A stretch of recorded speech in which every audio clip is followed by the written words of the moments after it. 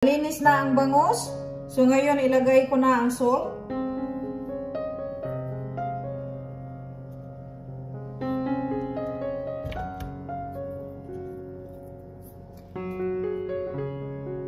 Black pepper.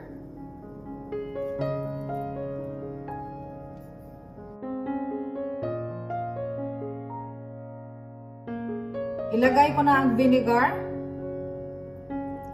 Soy sauce.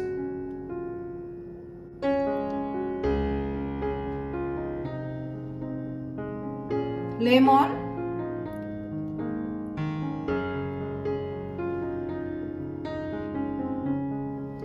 Iganon lang natin. Tapos dito din.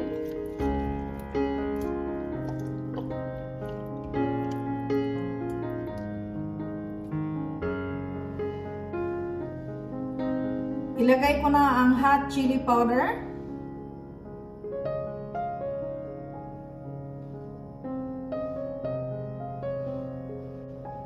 Ilagay ko na ang garlic.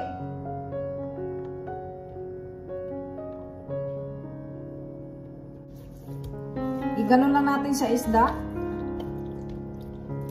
Pati sa likod.